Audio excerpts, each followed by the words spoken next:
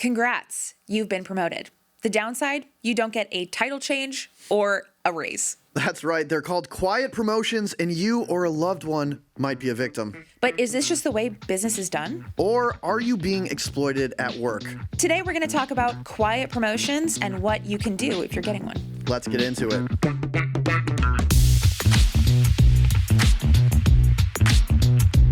Before we get started, question for you, Kayla. Do I seem different to you? Did you get a haircut? Well, yeah, but that was weeks ago, so thanks for noticing. No, it's because I've been investing in my career by upskilling on Udemy. Okay, but why would you seem different after using Udemy? In just a couple of hours, the Better in 30 How to Own Your Career course broke everything down in a way that finally clicked. Job crafting, finding personal motivators, and what it means to truly own your career.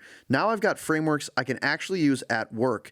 And with over 2,000 ratings, I know it's a course I can trust. Makes sense. And that's the thing. Whether you're feeling stuck in your role, looking to pivot into something new, or just trying to keep pace with AI and constant change, Udemy gives you the structure and confidence to take control of your career. Exactly. It's practical, real-world skills you can put into action right away, and you get to ask real human questions, and you get an AI assistant, best of both worlds. If you want to stand out too, check out udemy.com/personal-plan. That's udemy.com/personal-plan and use code PMLE14 at checkout for a free 14-day trial. That's udemy.com/personal-plan, code PMLE14.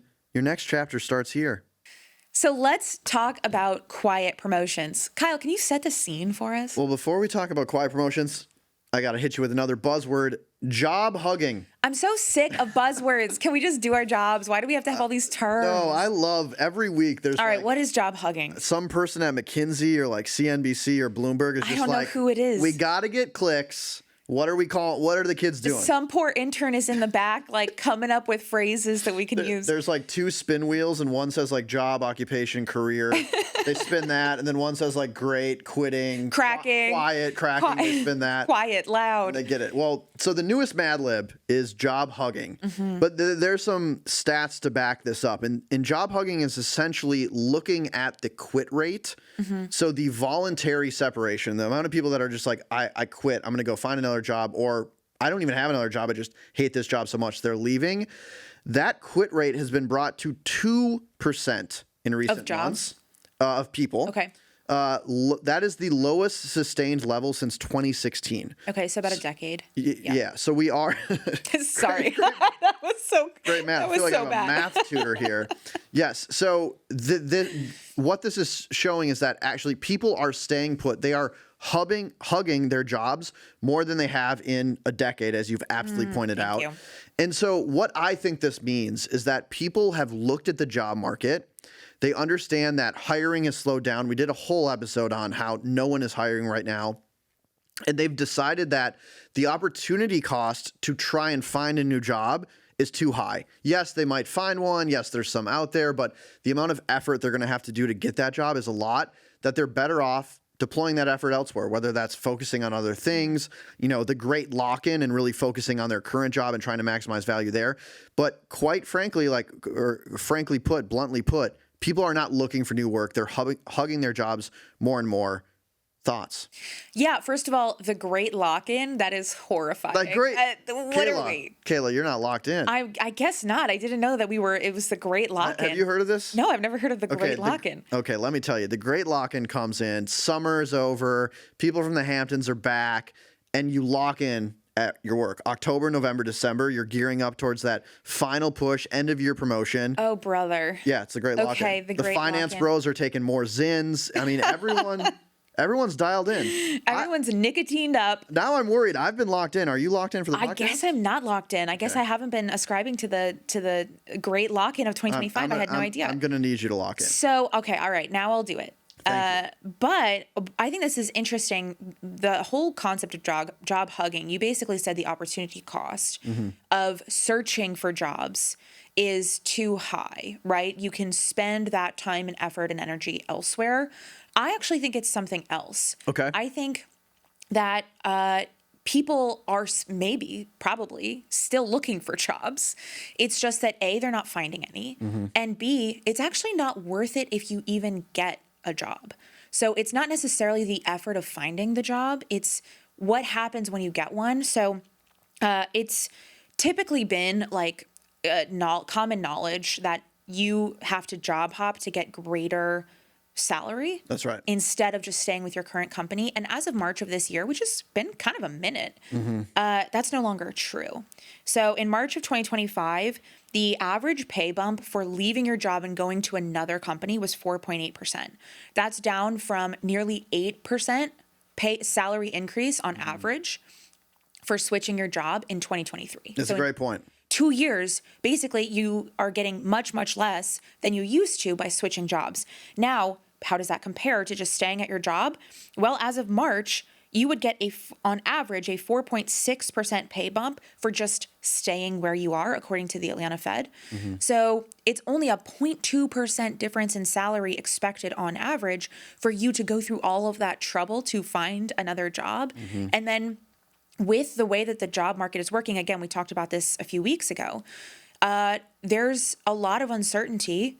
There's a lot of risk now in taking a new job, especially with like LIFO layoffs, right? Last in, first out. Don't want to get LIFO'd. You don't want to get LIFO'd. So there's a lot of, there's less risk now in staying where you are, both financially and like, I don't know, emotionally, like in terms of your job security, than there is leaving. And I think that is the first time that millennials, at least, have had this phenomenon happen. Yeah, it's very interesting. According to resumebuilder.com, nearly half of workers say that they are currently job hugging, and the pace of hiring has slowed to its lowest point since 2013, excluding COVID. So also like new opportunities are less.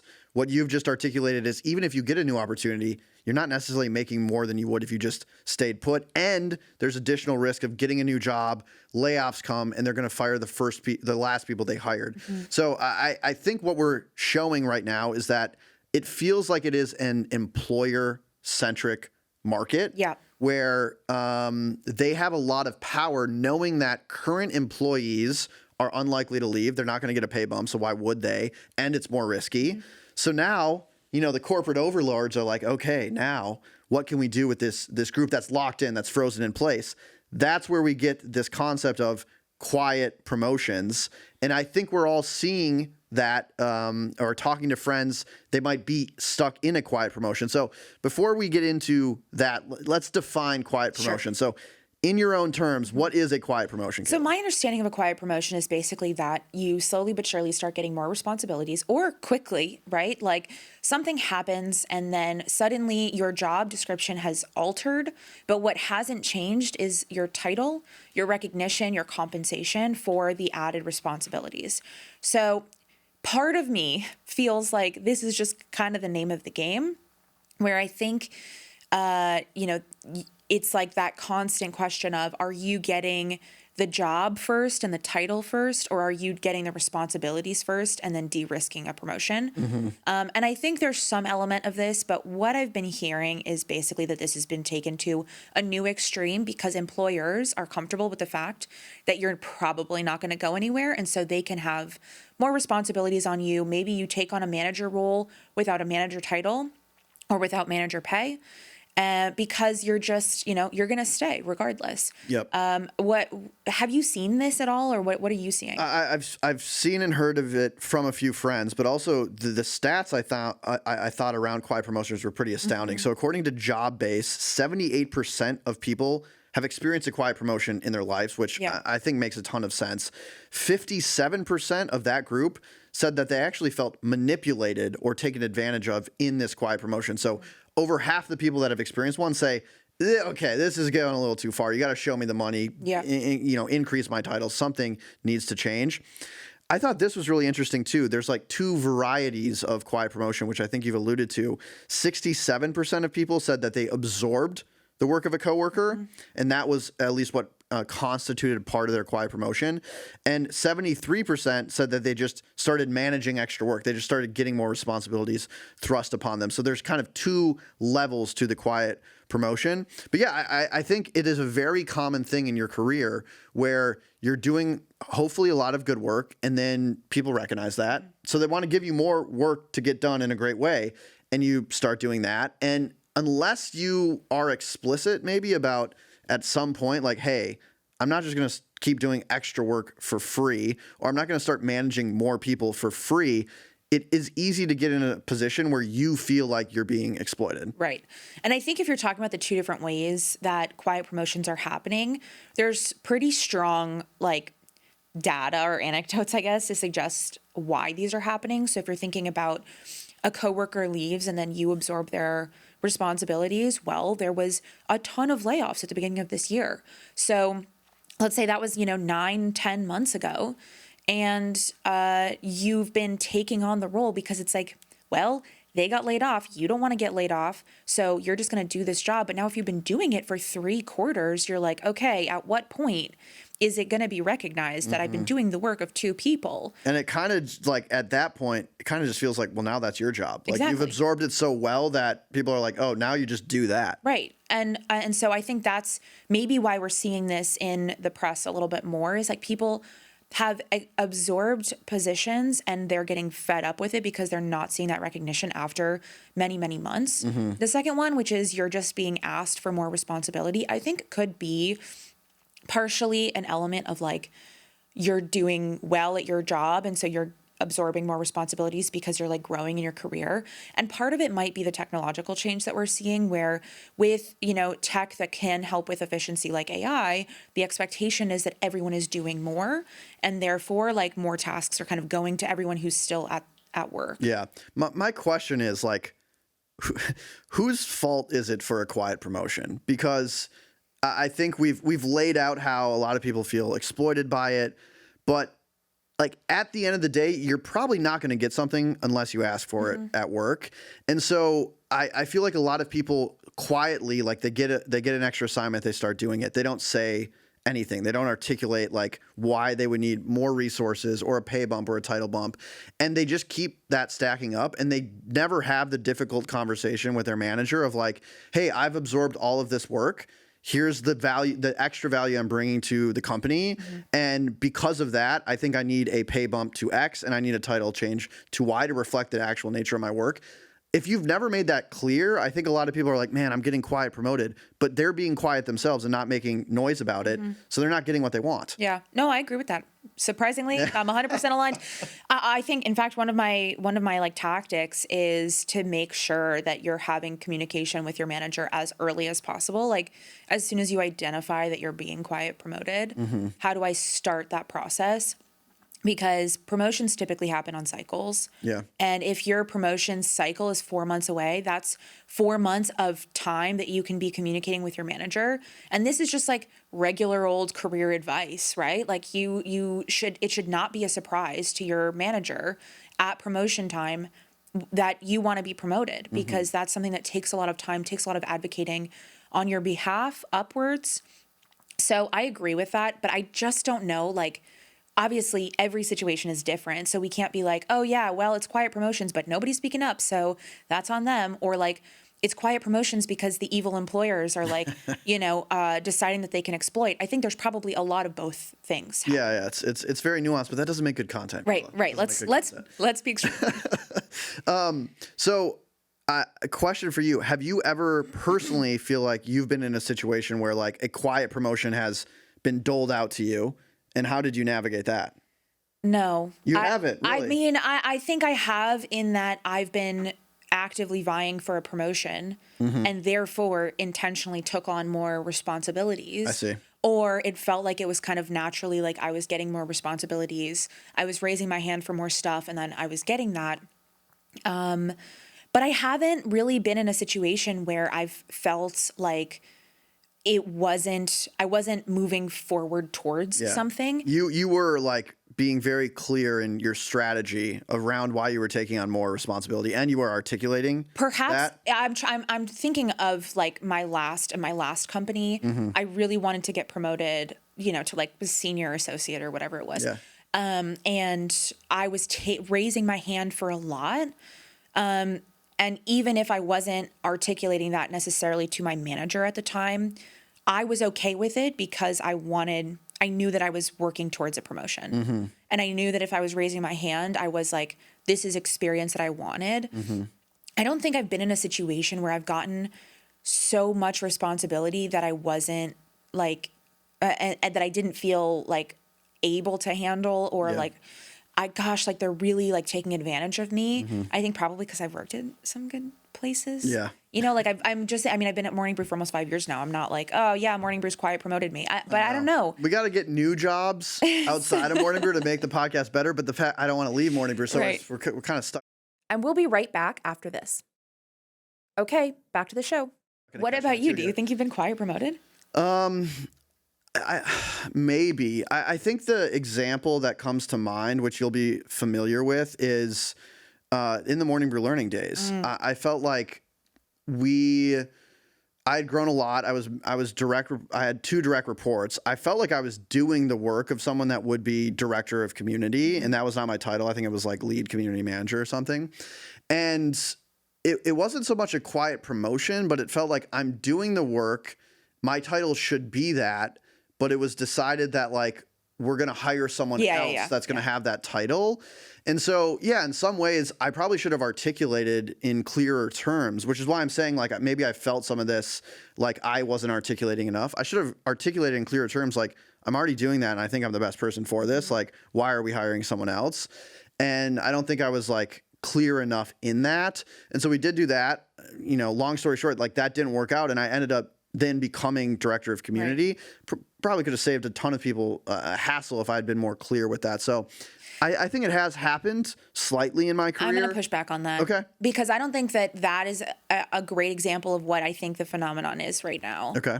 I think what's happening is not that people are being asked to do more and then other people are taking that slot. I think they're just not filling the director of community role.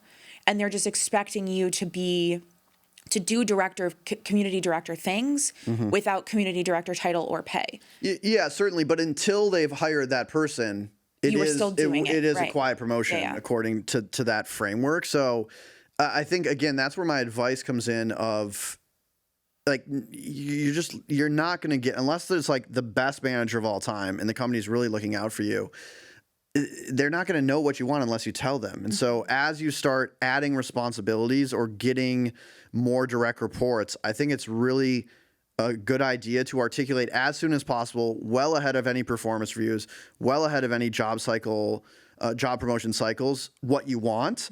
Because they're just not going to hand it out to you on a silver platter. So let's say that you're in the situation where you feel like you're getting quiet promoted right now. And like, what are the things that you would do to feel better about that? I mean, first, I think you have to take being quiet promoted. There's like a very pessimistic take on it, which is like, oh, my employer is trying to exploit me. They want to give me as much work as possible and not pay me anymore and not give me a job title. And like, that's like a fair way to look at it through that lens.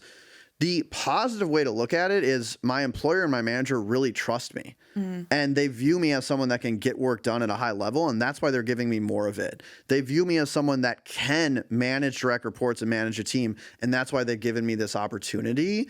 And I think you should try on those rose-colored glasses for 3 months before you go the very cynical route, because that is actually how I think most promotions go.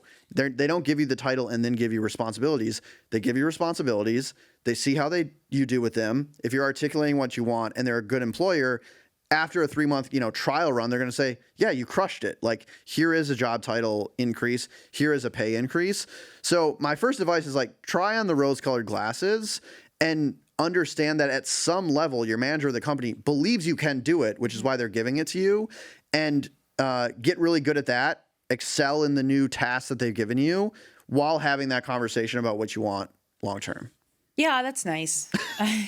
What, I you're mean- like get cynical from day one? Well, no, I don't. I think it depends on why it is that you're getting those responsibilities. Like we were just talking about, like if it's because of layoffs and you're just absorbing somebody else's tasks, like I think that you need to be very clear on why this is happening, and like if your company doesn't have a great history of rewarding those people that are doing the hard work, I think you're allowed to be a little cynical. But I do agree, like you might as well start out feeling as happy about it as you can. I don't know. Kayla's so bummed about having people start out optimistic. No, I'm just a pessimistic girly.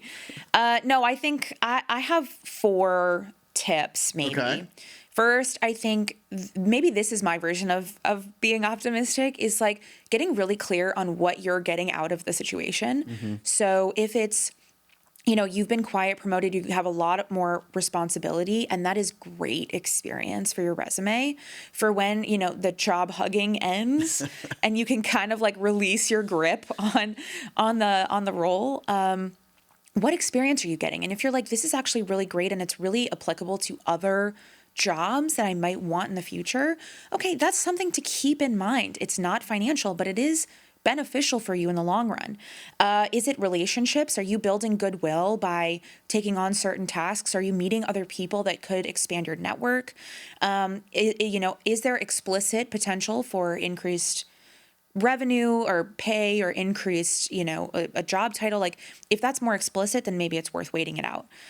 Second, like how long are you willing to go in that situation? So I think what we were talking about in the situation where it's been a few months or a few quarters and you've taken these on and you've kind of been like ignoring the fact that it's a quiet promotion or silently seething, and then suddenly it's been 9 months and you're like, I cannot take this anymore. That's obviously not helpful because you're burning yourself out. You're not communicating effectively. If you in your mind are like, I was just given this task, I have now more responsibilities, I have direct reports, and I am willing to accept a lack of promotion for 3 months, then you need to start planning now. But if you're like, I could go 6 months, like then maybe you hang out for a few months and you don't have to like really start working on getting that formal promotion. Third, start documenting. So I think that whenever possible, having specific examples, this is like in any fight, right? Like when you're like, you always do this thing or whatever. And then they're like, give me an example. Better bring the receipts. Yeah, you got to bring receipts. So if you can bring receipts and you can say, this is when you told me to start doing this thing. This is all of the benefits that my taking on this responsibility has provided the company, provided you. If you can have those examples written down, easily available, that helps the talking stage with your manager of why you deserve the actual physical promotion. The worst thing you can do is catch your manager by surprise in this situation. If you're quietly building up this resentment, you're feeling very frustrated, and you're not communicating that to your boss, which is exactly what you said, then, they can't advocate for you if they don't know that you're feeling frustrated. Exactly. So having that difficult conversation early, I'd say 3 months before you feel like you're really going to be at your wit's end. I know that's hard to like find out, but like give yourself 3 months to have that conversation openly with your manager and give them the chance to prove you wrong.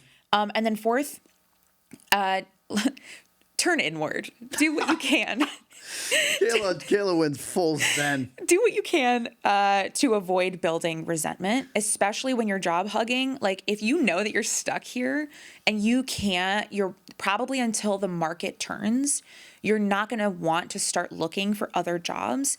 Like this is a shitty situation. What is it? Are you meditating? Like I'm sad.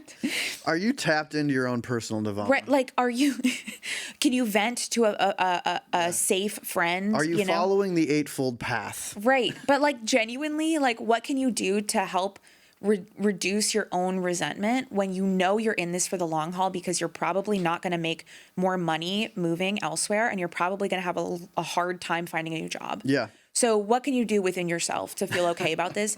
I'm not saying that's like good, but just to like help. I love it. Kayla Buda Lopez. I know what's happening. I haven't seen this side of you before. I'm glad the podcast could bring it out. Yeah. I love what you said first. Silently seething. Yeah. Did you spin the wheel we were talking about? I don't know. I don't even remember saying that. I got to be honest. That was really good. I think Bloomberg's going to pick that up. That might be the next trend. Okay, 2 things. The first is you said give your manager, the company, a chance. I really do think that is like a really underrated part of the quiet promotion frustration that all of us feel. And this extends to personal life, professional life. Oftentimes we make up in our minds, oh, my manager's taking advantage of me. And like, it's so obvious. Like they should just be giving me a promotion. Like what's going on? And you've never had the conversation, or you're mad at a friend, but you've never told them why you're mad at them and allow them a chance to change their behavior. And I think you'd be surprised that when you actually have that conversation, most people are like, oh, wow, I had no idea. They're worried about their own life. They're worried about how their boss is taking advantage of them. Give people the chance to prove you wrong. And I think you'll actually end up in a really good spot with healthier relationships and more money and a job title. Of course, sometimes they prove you right, and they do suck. And then, okay, now at least you know, and you can kind of That's when you start, you can strategize from there. I think another underrated piece of this that we haven't talked about is how well the company you're working for is doing. So there's two sets of situations in which you start getting more responsibilities or quiet promotion, and they lead you down two very different paths. The first is the company is doing well. So like there's more opportunities flying around for people to do because you're entering new markets, you have more customers, you're releasing new products. If that's the case, yeah, gobble those up, take the quiet promotion, articulate how you're adding more value. Because the company's doing well, there's a bigger pool of money for them to pay you more. You're probably going to end up in a good spot there. Yeah. The other path. Yeah. That's not the eightfold path. You don't want to go down this one. No. Is when the company's doing bad that like people are leaving, attrition's high, or there are layoffs. The company is running out of money and they're just like less people to do all the stuff that they have to do. And what you're going to end up in that case, I think most likely is burnout because you're going to start doing these things, but you're not going to get rewarded for it because the pool of money is actually shrinking. In those situations, I just think you have to be really honest, which sucks right now because we just talked about how the job market isn't ideal. But if the company is not making a lot of money or is going down and you're still on the ship, there's not a lot of resources or rewards they can give you. Yep. And I would think about that situation very differently. And that's where you want to start doing the job searching, navigating the job market. We just did an episode on that. That's where that strategy comes into play. Yeah, I think that's such a good point. It's like, it's also, what is your expectation for promotion? And if the expectation is that we're growing as a company, of course, like you should feel more comfortable taking on those extra tasks. The downside, of course, is like you're kind of stuck regardless, right? You're not getting the promotion in either path for now. And so if you're in that shrinking company, of course, things can turn around and you could be rewarded eventually. But I agree that if you feel like your prospects at that company are decreasing, now is the time to do the minimum amount of work that you can literally at your job and start. They're probably not going to fire you because like you're still there. Right. Hopefully you're important enough to keep the ship going. But if the trajectory is downwards, start looking for something else. And it's going to take a long time because probably. Yeah. And that's when you go back a few weeks and look at our job hunting episode and start on that. We've plugged it too many times. Yeah, it's true. We didn't even try. We didn't even talk about self-promotion earlier. This happened naturally. The last thing I want to say is I do think in general, people have a sense that hard work equals promotion and equals more money. And I think it's probably necessary, but it's not sufficient. Ultimately, what is going to get you promoted is you can make a clear enough case that the value you're bringing to the company can allow them to pay you more, and there's still excess value that the company can extract in like plain and simple language. So like you can work super hard on stuff that doesn't matter at all to the company, and they're just like, I don't know, they're doing it, they seem happy, like let them do it. Never going to get you promoted. It's not adding value to the organization. So if you are in a situation where you're starting to get more responsibilities, again, rose-colored glasses, that's good. But you should investigate, are those responsibilities actually important to the company?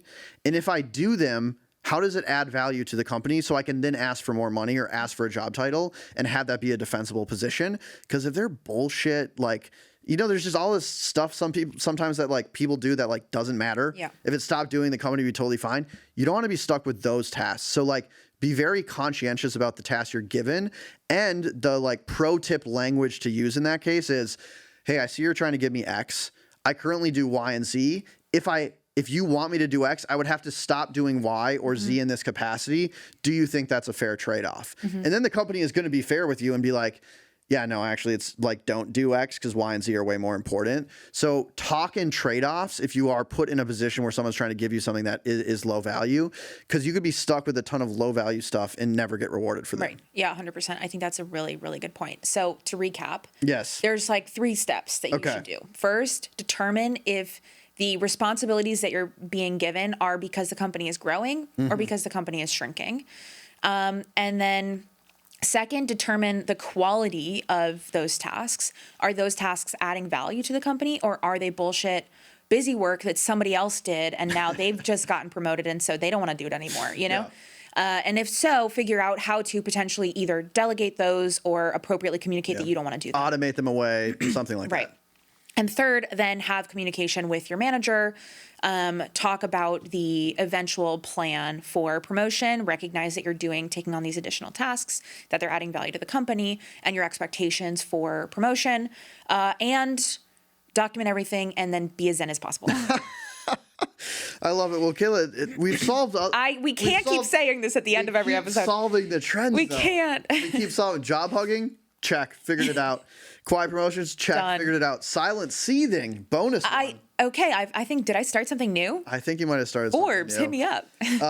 I really enjoyed this conversation. I want to say, you listener, if you enjoyed the show, which I hope you do because you've made it to the end, please give us a 5-star rating on Spotify. It helps the show grow.